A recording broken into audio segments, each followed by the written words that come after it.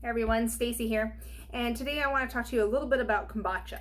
So kombucha, potato, kind of everybody has their own little spin, acai, a C, berry, Basically what it is it's fermented tea. And why should you be drinking it? You should be drinking it to help heal your gut. So your gut has been called your second brain.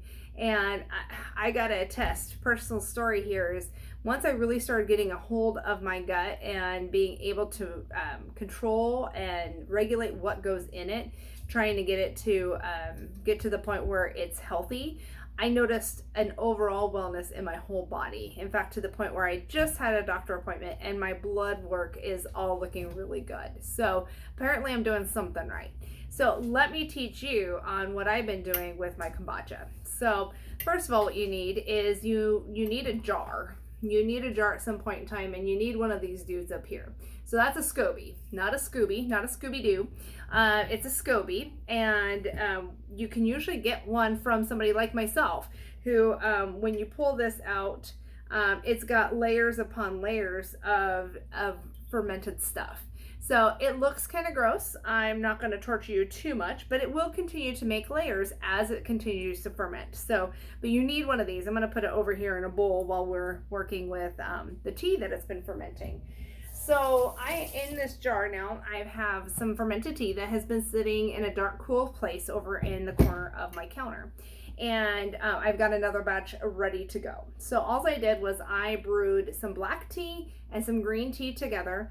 And after it cooled down, I put some sugar in here because it does eat off of the sugar and creates good bacteria. So bacteria that your body needs, like a probiotic, a prebiotic, those type of things. So sauerkraut is also good fermented foods. Kimchi is also great fermented foods that all get into your stomach and help that healing happen. So what I've done though is I now want to do a second fermentation. So this I could actually drink as is, but what I've done is I've taken these old kombucha bottles and I've put some berries at the bottom. You can see they're just kind of sitting there hanging out, ready for me to bottle. So I usually take a just a little oops, if it would fall in, just a funnel there. And I usually just start kind of pouring it into the bottle on top of the berries. You can use something else other than berries. Basically, I like berries because berries tend to keep their shape. So after this is done fermenting for another 3 to 4 days on my counter, I will go ahead and put it into the refrigerator so that it no longer continues to ferment. So why would I do that? Well, it creates kind of a carbonation because it's now going to continue to feed on the sugars of the berries in there. So I get a nice little treat after I'm done drinking my kombucha. You can see it's already kind of turning colors because of the berries. I'm going to take and make sure that this is sealed tight and have it no more than 4 days on my counter, because it is going to get to the point where it's going to build up and you don't want it to burst. Yeah, hence the reason why you want to make sure it's screwed on really tight there. So what kind of other things can you use? You can use basically any kind of other fruit.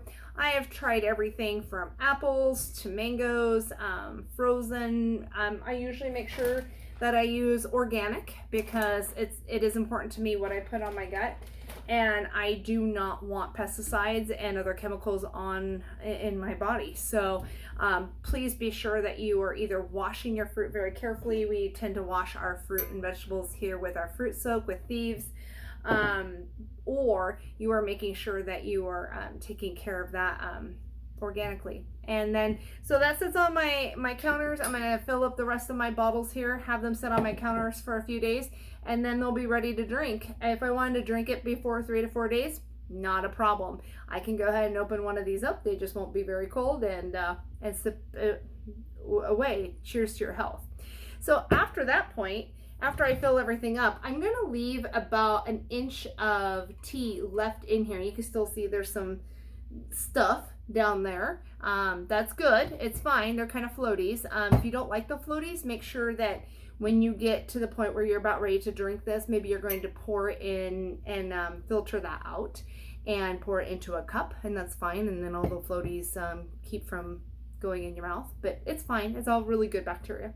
And so when this gets low, I'm going to pour this in, and you want to make sure it's not hot. You don't want to put hot tea because you will kill your SCOBY, but at the same time, anything too cold, like if you put it in a basement, it would not ferment. So once again, I would pour it in there and repeat the process. Have the SCOBY sit there, ferment this batch for another 7 days, 7 to 10 days, and repeat my process. And that way it's relatively inexpensive. I get to flavor it how I want to. And I think next time I might actually try ginger and peach. It just kind of seems to be a good spring flavor. So what do you think? What would you like to put into your kombucha?